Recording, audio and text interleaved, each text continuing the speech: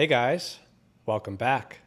So today I brought home this 7,000 watt generator made by NAC. And this one I know nothing about. That's because someone threw it away. It was at the dump. That said, I think it has potential. Powering it is a genuine Honda GX390, and the engine's free. It turns over well and has good compression. So I don't think we're going to have an issue with the engine, but we do have an issue with the fuel system. The fuel in the tank smells really bad. Thankfully, the tank isn't really rusted out, so that fuel does need to be drained. Also, the carburetor, I'm sure, is a mess. If I turn the fuel valve on, it immediately pours out the bottom. So I'm sure we have a broken fuel line and carburetor issues. So I'd like to get the engine in good shape. So we'll start by cleaning out the fuel system, probably changing the oil, and then get this thing started to evaluate if the power head is any good. So let me get you set up a little bit better and get going on this.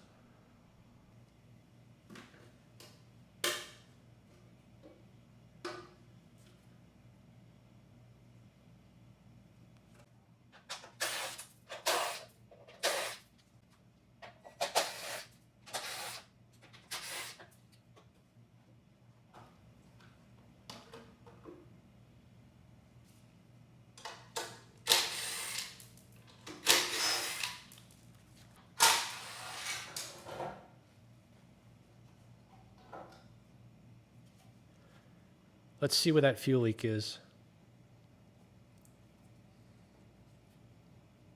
Yeah, it's the fuel line. It's actually petrified. So that needs to be replaced. I noticed the breather is missing, which isn't a good thing because dirt and contaminants can get in the valve cover and down into the engine. As far as the carburetor goes, this carb actually looks brand new. But given the smell of the fuel, I'll pull it off and take a look anyway. But honestly, I'm not sure if that carb's ever been used.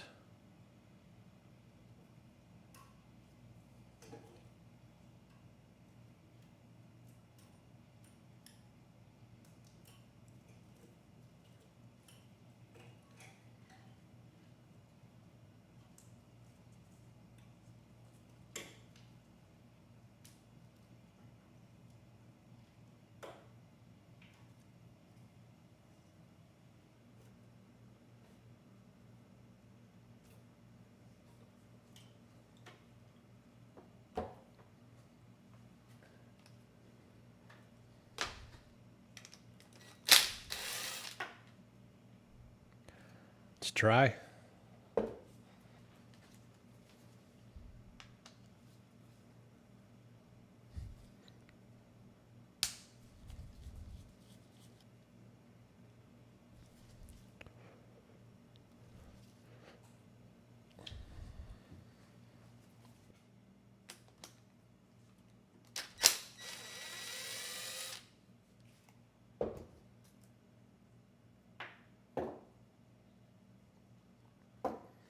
Yeah, I can say 100%.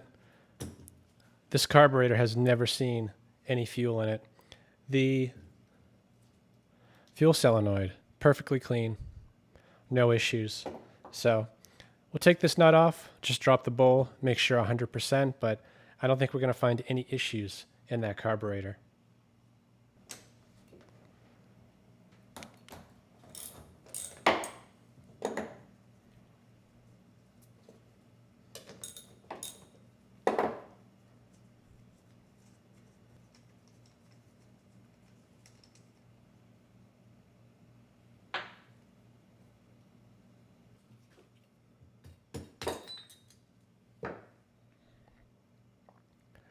Brand new. For once, I don't need to clean the carb. This thing is spotless. It has never seen any fuel, which is really odd. Someone went to all the trouble to buy and install a new carburetor, never put fuel in it, and there's a broken line. So they must not have tried too hard. I'm not really sure what the story is here, but there's nothing wrong with this carb.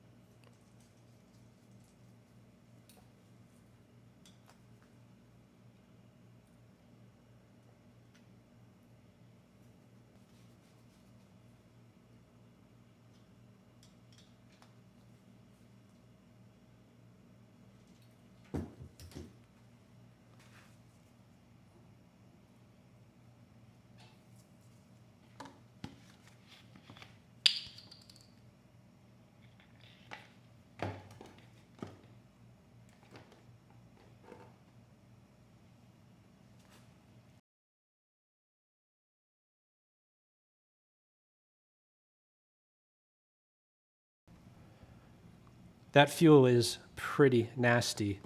And there's more in the tank. It's not really coming out anymore. So I think I'm just going to uninstall the tank. We'll get the fuel petcock out and drain the rest that way.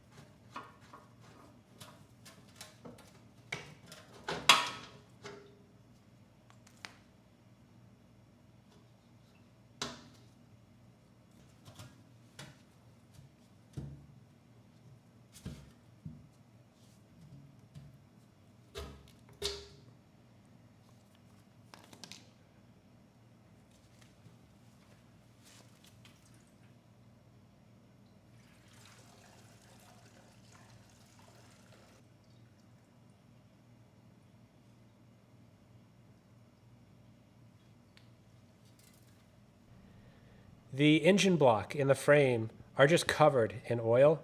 I thought we might have an oil seal issue, but I'm about to change the oil and I can see what the issue is now. The drain plug is right here, and when I take that out, first of all, it's nearly impossible because the engine mount's in the way, but when it does come out, it's going to get all over everything.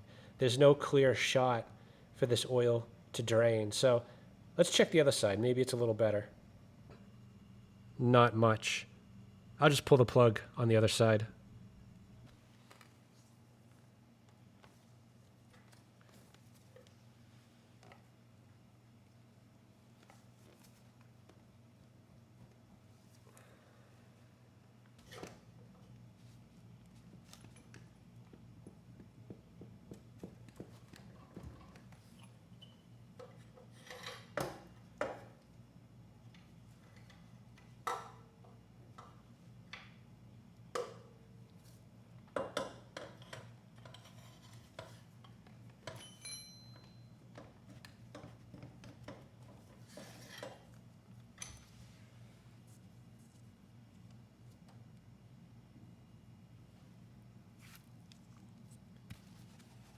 Yeah, that oil doesn't look too good. It actually looks like maybe there's some water in it.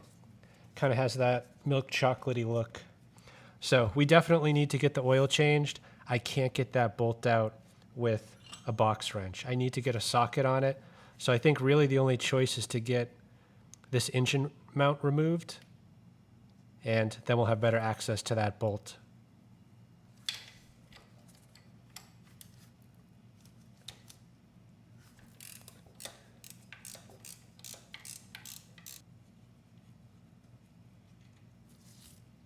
I've got both the nuts off on both engine mounts as well as the bottom one over here. So I'm just going to pry a bit, see if I can't lift the engine up enough to get this engine mount out of the way.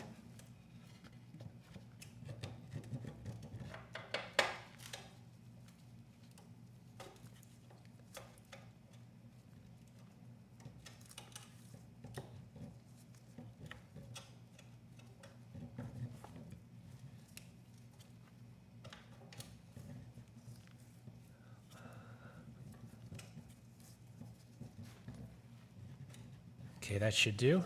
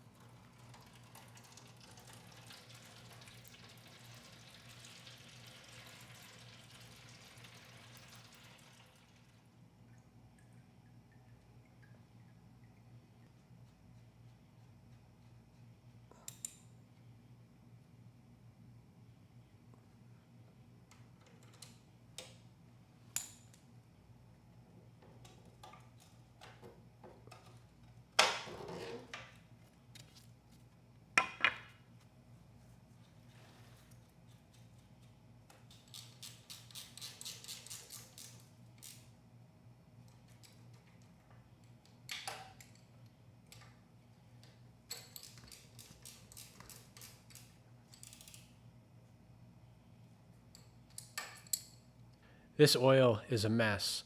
Thankfully, I don't see any glitter. The oil's not gray, so I don't think the engine is damaged, but we won't know till we get it started.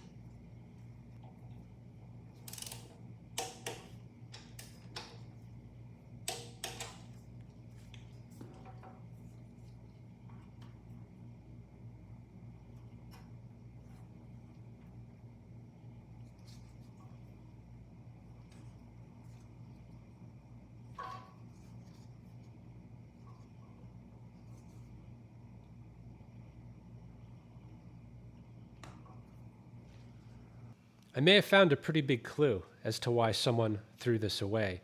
Despite everything we've already seen, there could be more.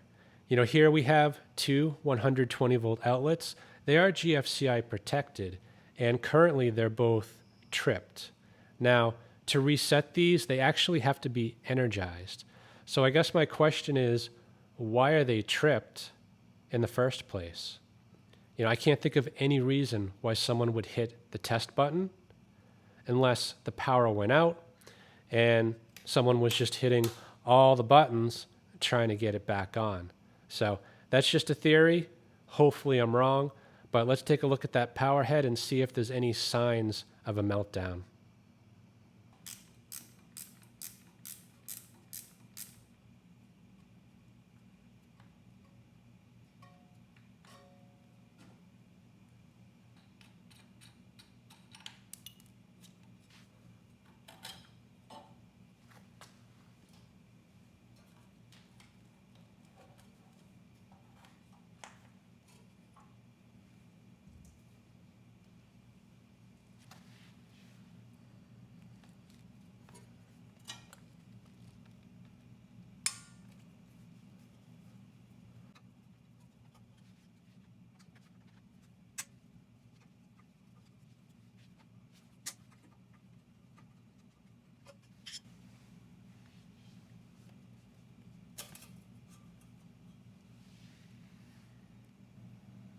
Things look to be in good shape. I'm not seeing any issues down here. It is dusty. I'm guessing this was used in construction, but if you look at the stator, the wires that go all the way around, they're wrapped in lacing.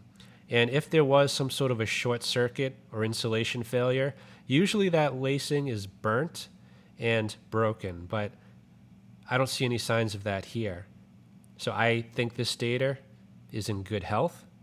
So I'm just going to blow out a little bit of that dust, whatever's loose, and put this back together.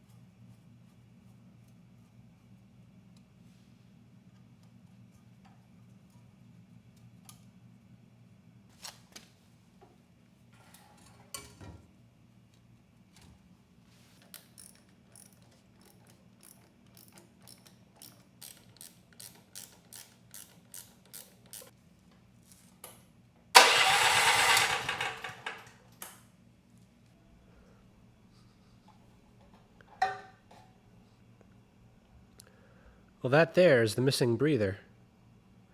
Wonder how it got there. The fuel is connected and turned on, no leaks, so we're off to a good start.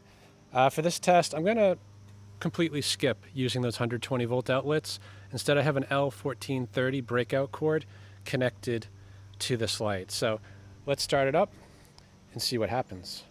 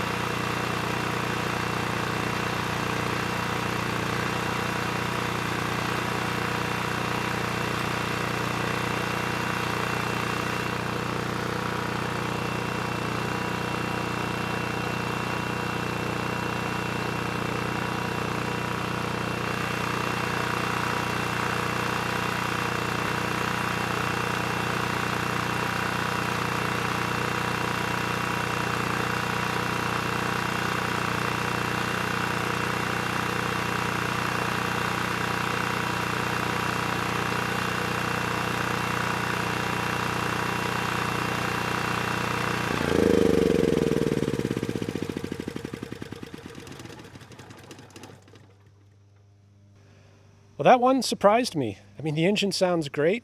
It ran a little bit lean at first, but after a minute, I was able to turn the choke off fully. And, that's no big surprise. We don't have the air box or air filter on there, so that is kind of expected. Now, what really shocked me is that the power came right on.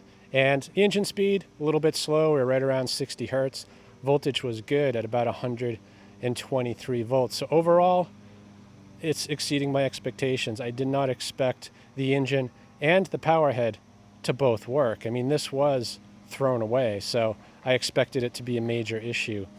Anyway, the 120 volt outlets, only one of them works, the one on the left. The one on the right I could not reset, so that one does need to be replaced. I did test both legs on this breakout cord, and both are making power, so there's nothing wrong with the generator head. It's just an issue with that outlet. And finally, at the end, I did turn on the idle control, and after about a minute, it just stalled out. So I'm thinking the idle set screw isn't set on that carb. So I do want to start it up again. We'll try setting that. I'm also going to plug in this oil module to see if the engine will keep running. And this actually looks a lot worse than it did before I started it. There was a connector here. Anyway, I think that's the charge circuit. I'm not sure. So when I start it back up, I might just hook up the multimeter on that. Most likely it's AC coming out of there. So I want to see if it in fact is, and then we'll know where to reconnect that wire. There's actually two wires here. I'm not sure which one kills the engine. I'm thinking it's this one, and that goes right there. But I'm going to start it back up, maybe just put an alligator clip on it. We'll touch it to ground and just make sure that is the kill wire.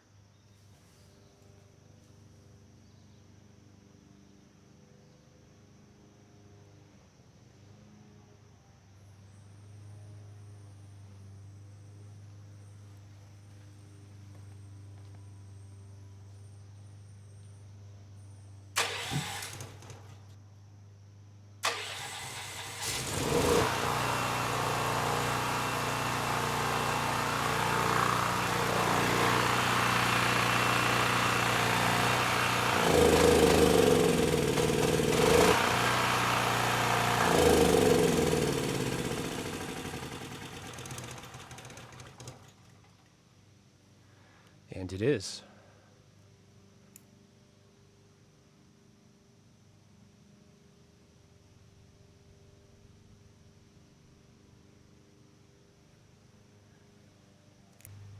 Just going to start it again now that that oil module is plugged in and see if it keeps running.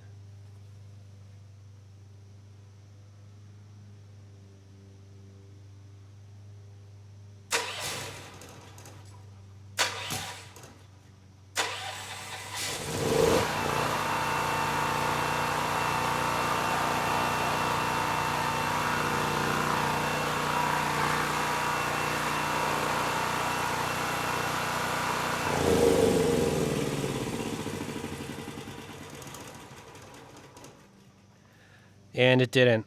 So that module most likely is bad, or the oil switch inside that engine. I do have another module, so I'll plug that in real quick, see if it'll stay running with that.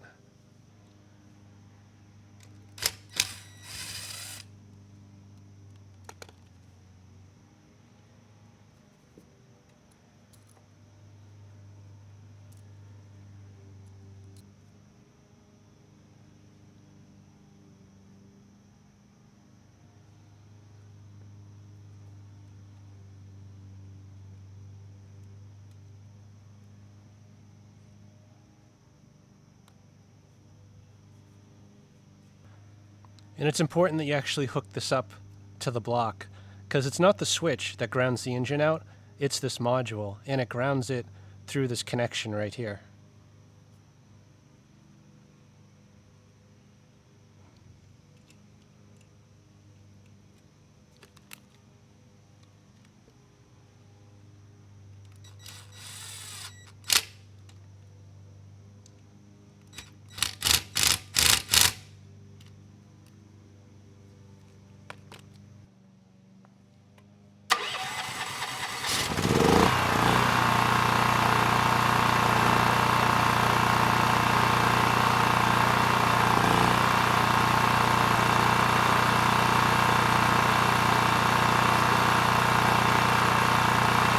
That did it.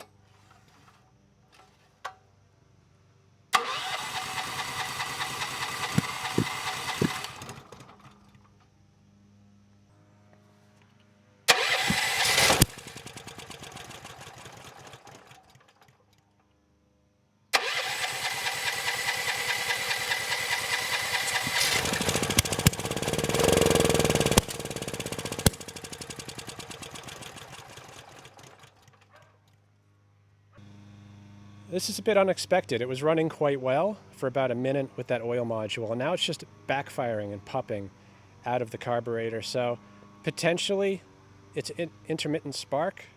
We still have compression. So I'm going to disconnect that oil module and try it again.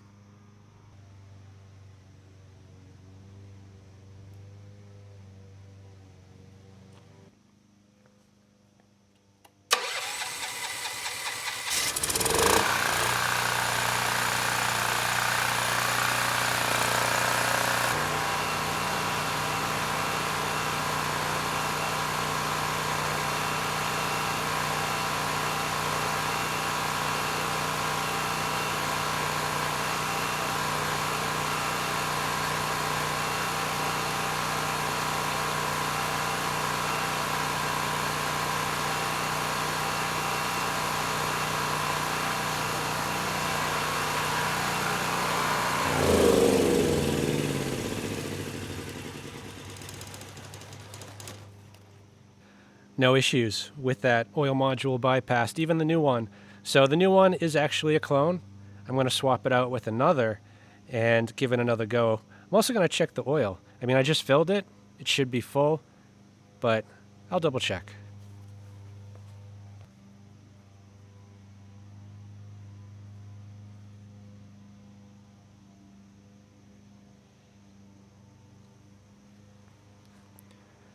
Yeah, it's lower than I thought. Can you see that? It's about right to there. So I will add some more oil. I don't think that's enough to shut it down, but it might be.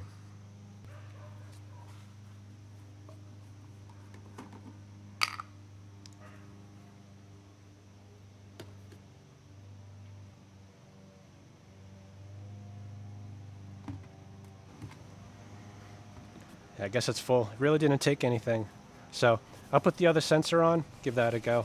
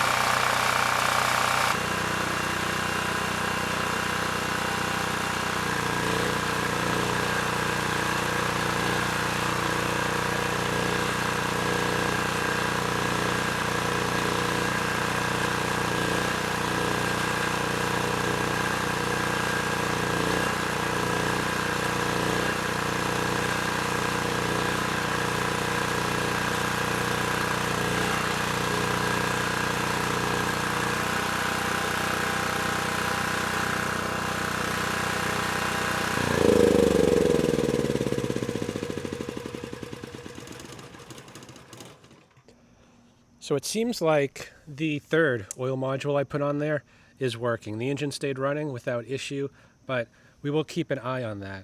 The charge wire here, it was putting out voltage. It was kind of high. I think it was around 44 volts. So I'm a little bit leery connecting it up to, I assume, the bridge rectifier up there, but I can only assume it has a regulator. So I am going to connect that up and check if the battery is charging. Now, the idle control I thought was working, but it wouldn't idle down. And I think that can be explained by the fact that it's not getting this AC charge circuit in. which is rectified to DC and most likely powers the servo that controls the idle and the battery charge function. And I went to set the engine speed to 61.5, and it came up on its own once the engine warmed up. So I left that alone, loaded it to about 1500 watts, and things seem to do fine. So, I do want to do a better load test, but for now, I think I'm just going to connect this wire. We'll double check the charge voltage and see if this idle control comes alive. Ideally, I'd strip this wire back a bit to get some cleaner metal, but the wire is getting kind of short, so I think I'm going to leave it alone. Might actually clip just a bit off, and I'm going to crimp a connector on, which should connect up to here without issue.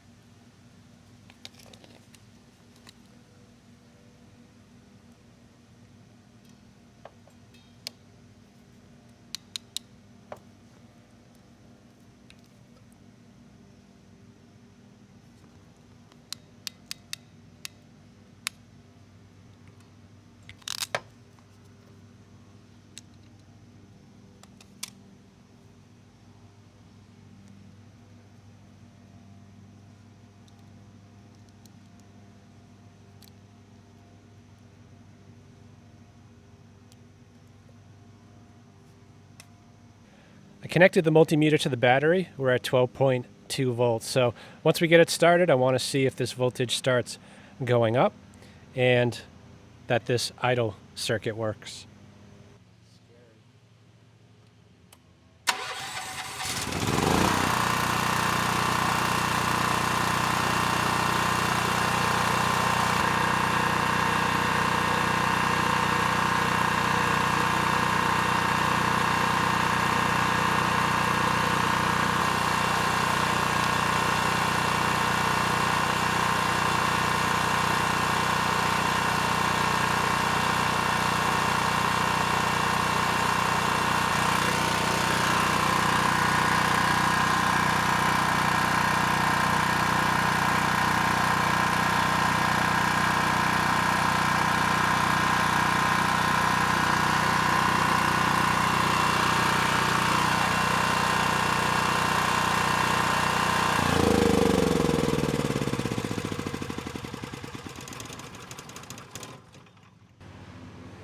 Well, I'd call that a win.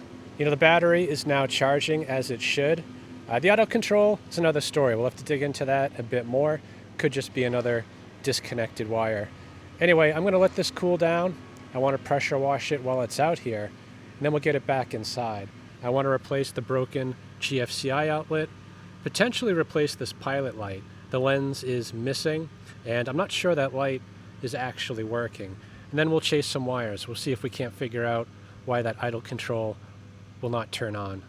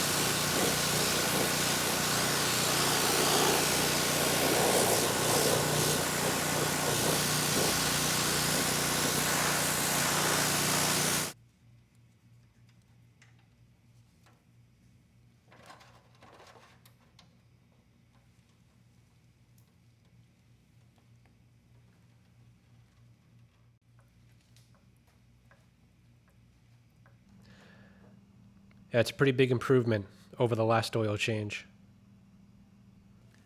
I'm tempted to just put the airbox on and call the engine done, but I don't think it's going to be that easy. The oil module was bad.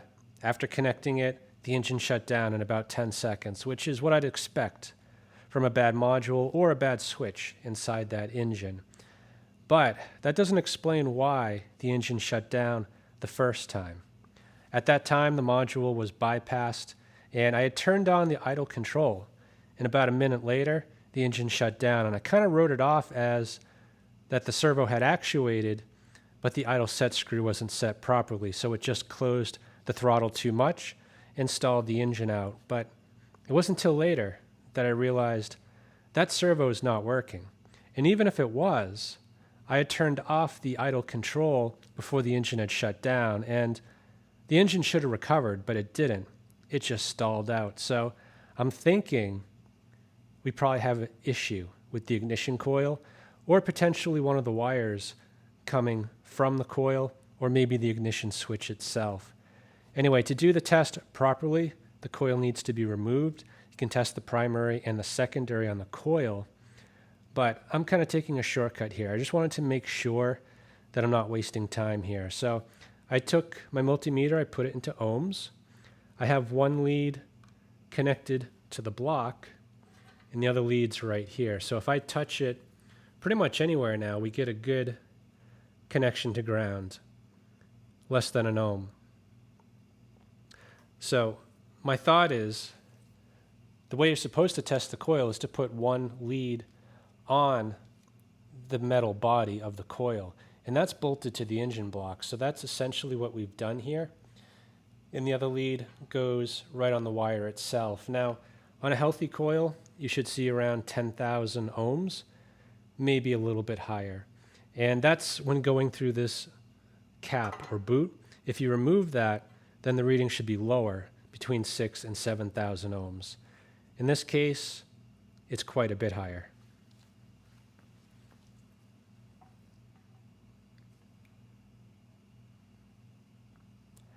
That's 80,000 ohms.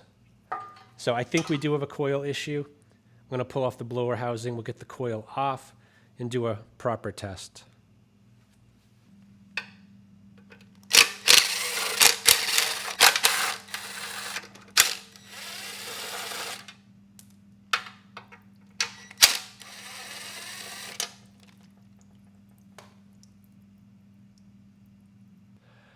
Okay, well, that's a first. The blower housing had a bunch of water in it, and that's why I don't like pressure washing equipment. Anyway, I don't think that was the coil issue because I didn't power wash until after my testing.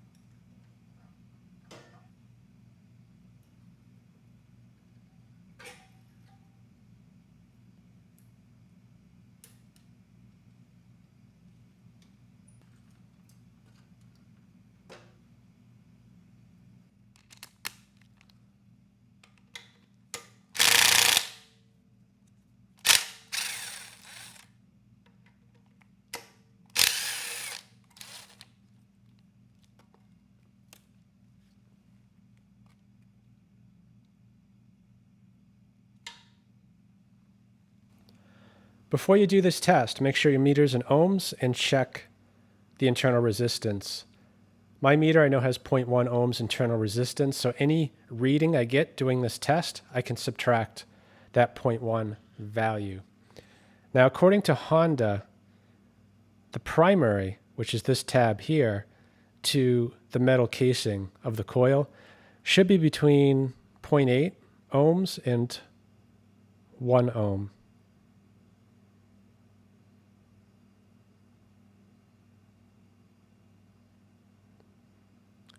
And we're pretty close. So you subtract out the 0.1, we're right at 1 ohm. That's in spec. For the secondary, you're supposed to put one lead on the spark plug wire and the other one also on the body. Now to do this test, you're supposed to remove this boot because there's actually, I think, a resistor in here. And that's going to add about 4,000 or 5,000 ohms to the test. With that removed, we should get a value of 5.8 thousand ohms up to 7.1 thousand. And with that boot, you're going to see somewhere between 10 and 11,000.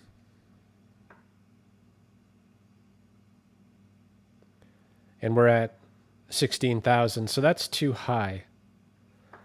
Let's take this boot off. Let's check it the way we're supposed to.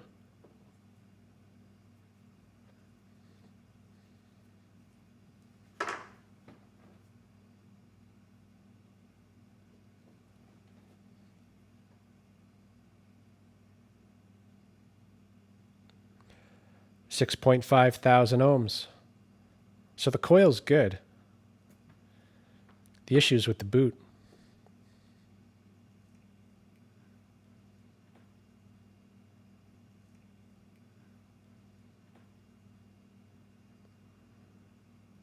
Yeah, that's a problem.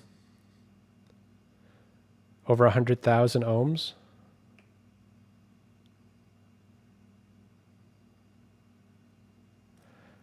So, good coil, bad boot. They do sell new ones, but I don't think it's worth it. You can get a whole new coil for about $16. So that's what I'm going to do. And last but not least, the idle control. This here is the servo that bumps the governor arm to slow the engine down. So I'm going to start by disconnecting that. We'll put some power to it and see if it works.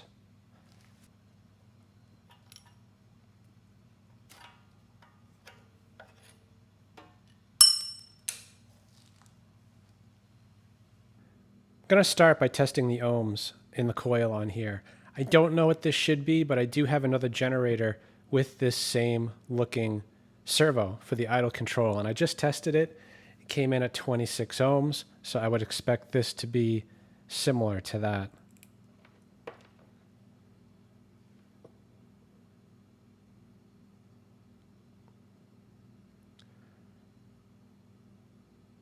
$25.5. So just based on the ohms, I would say this is good. You know, it is not stuck, but I'm going to use a battery charger, just apply 12 volts to it and make sure that this moves. All right, so the alligator clip is hooked up to positive. I'm going to back probe here. I'm just using this to get a connection. And then I'm going to apply the 12 volts. And it would seem that this is good. So that is not the problem. I went online and actually found a service manual for this generator. It includes a wiring diagram, and that validated the connection I made earlier. Connecting that green wire to the gray was, in fact, the charging circuit. But that's all it was. According to the diagram, there is actually a second charging coil behind this flywheel that has 2 wires coming out. And I didn't notice it before, but now that I was looking for it, I saw this right here. This is coming from behind the flywheel, and inside it is 2 wires. And it's the 2 wires that are right up here, which is the second coil. So I'm going to get those disconnected. The service manual has specs on what that should test at. It says between 0.36 and 0.46 ohms.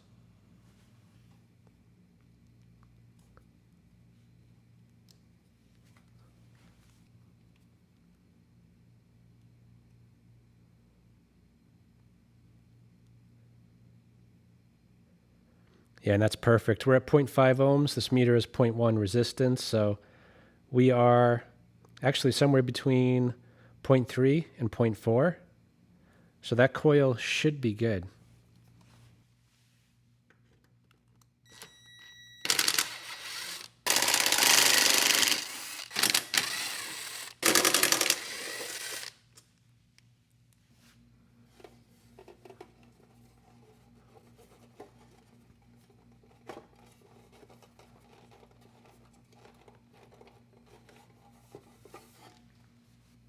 Yeah, I don't think it's going to come out. There's not enough clearance.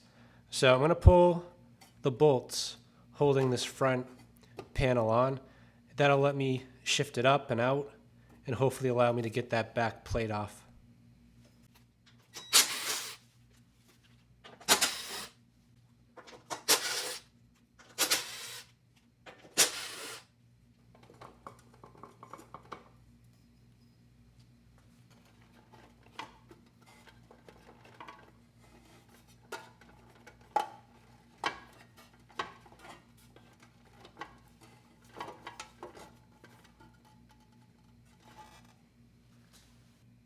All right, I apologize for the view. It's kind of hard to see what's going on here, but I think most importantly, we have access to the outlets, and the furthest one is the one that needs to be replaced.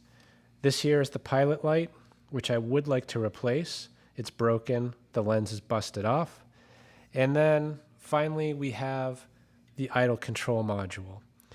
And to the left, you can barely see it, that is the bridge rectifier. So I want to disconnect two wires here. One of them is supplying power over to the idle control switch, and the other one's returning power to the idle control. Once those are disconnected, I'll hook up the multimeter and test the function of that switch.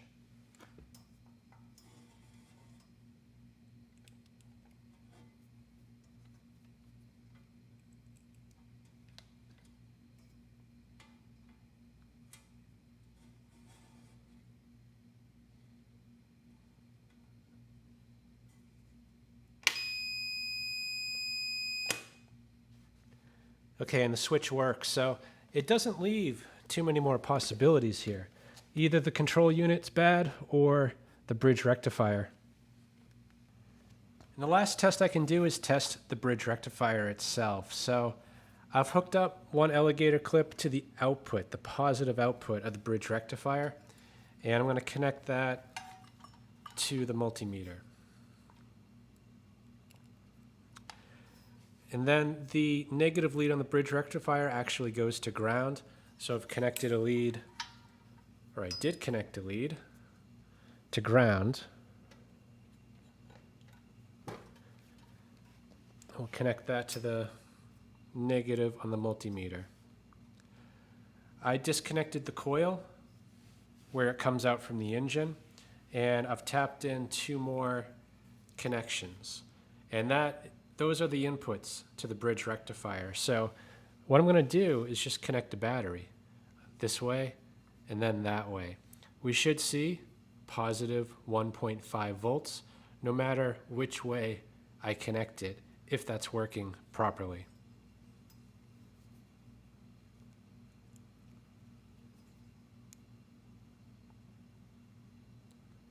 .28 volts, not too good. Try it the other way. And a positive 1.38 volts. So I would say the bridge rectifier might be bad, which is good because the idle control module itself, I don't think I can get that part, but the bridge rectifier should not be a big deal to get. Well, I hate to do it, but this video is getting pretty long, and I still have more disassembly to do before putting this together. So I think I'm going to have to break this one up, make it a two-parter, and continue where we left off next week. So in the meantime, I've got some homework to do, some parts to order, and I'll see you in a week. I hope this video helps someone. Thanks for watching.